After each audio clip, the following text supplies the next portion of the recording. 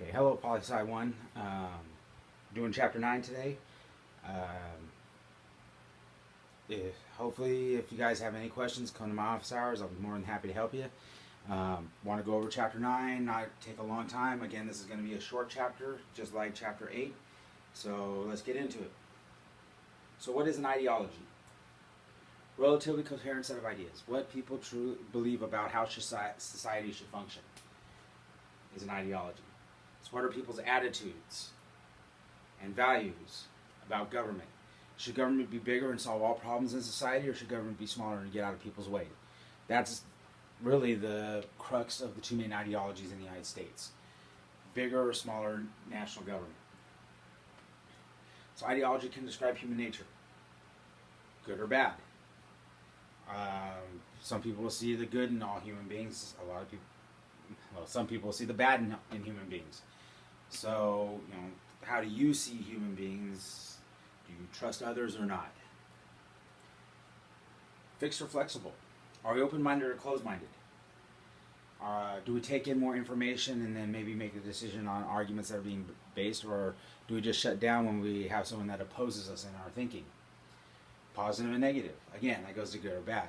How do you see? Do you believe other people, other humans? Are they trustworthy? Do you see them in a positive light or a negative light? So human nature. Ideologies see themselves as the guiding force to bring about prosperity to all humanity. How are we going to bring prosperity to all humanity? As one ideology in the United States says, government will bring prosperity to everybody, whereas another ideology will say prosperity will be brought about by you, the individual, going out and making your own. So, how are we going to bring prosperity to all humans?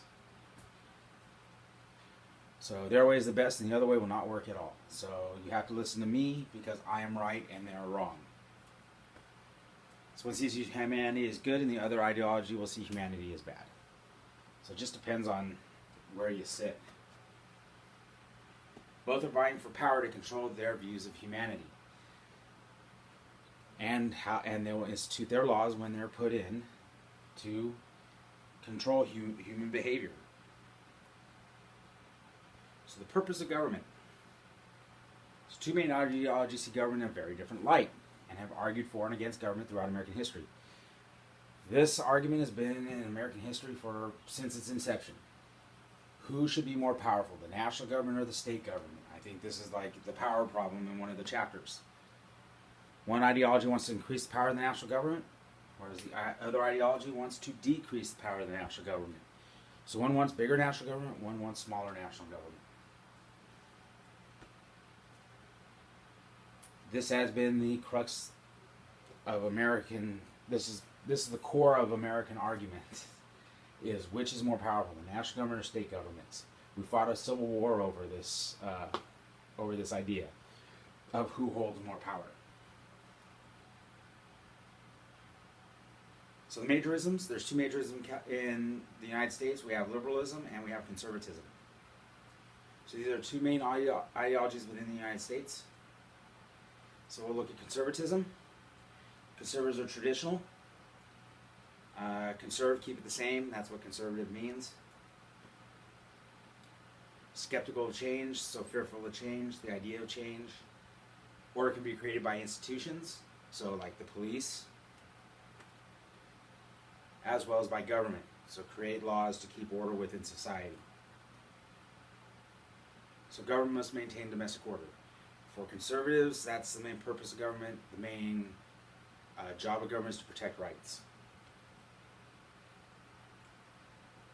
So laws should be used to support liberty. Pass laws to support more liberty. And then the job of government is to mediate disputes. So court, if there's a dispute, court will come in and government will come in and oversee that.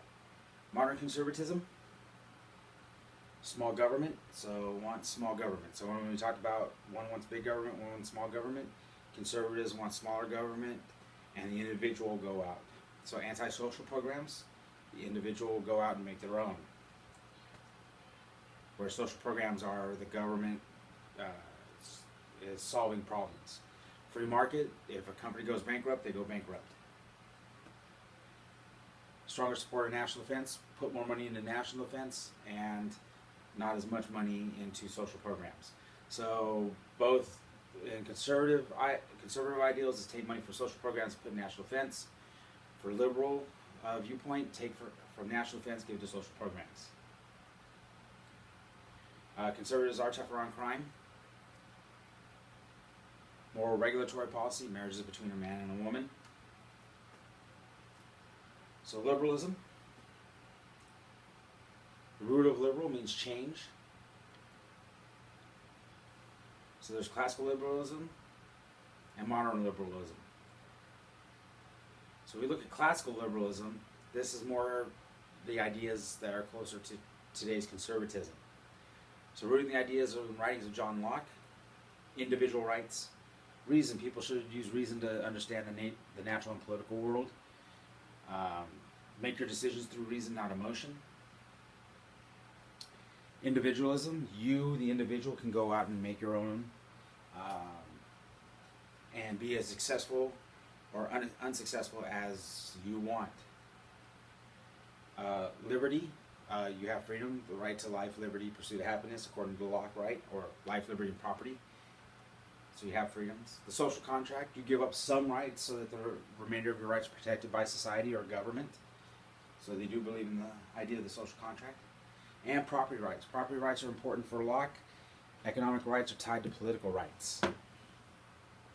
So if you are vested in society, you have property, a house, you become more involved in politics.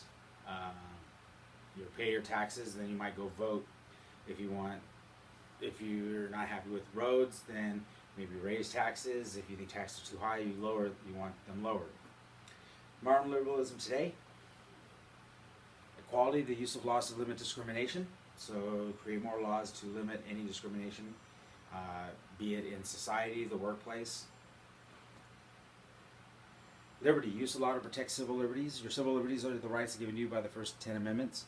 So get expanding laws to expand those rights. Income security, wealth should be dispersed among society as a whole. So when you look at conservatism today, it's the individual go out, whereas income security, it's collective, it's the whole. It's society as a whole will take from people and give to others. So as a collective, the use of government to solve all problems in the United States. So government can get involved and solve any problem within the United States. So liberals will advocate for a bigger national government to solve problems. Roosevelt's answer to the Great Depression is growing government. So during the Great Depression, Roosevelt, who is a liberal, will want to expand the role of government to create jobs and give people work so that they can have a job. And under President Obama's solution to the rising cost of healthcare is to have government take over the system. Government really didn't take over the system. It's making sure that everybody has insurance. There are other isms in the United States. I'm not going to go really deep into these. We talked about socialism in Chapter 1. There's communism as well. That was from Chapter 1. Feminism, women's rights movement. Environmentalism, saving the environment. And terrorism. Attacking ideas or people because they think differently from you. Alright, that's it for Chapter 9. Again, like I said, it was short, not like the 20 minutes from the other chapters. Hopefully this is helping you. If you need more help, please come see me during my office hours. I'll be more than happy to help you. Send me an email anytime. I'll get back to you within 24 hours unless it's a weekend. But I'm here to help. I want you to pass. Just contact me, let me know. Alright, guys, have a good day, and we'll talk to you later. Bye.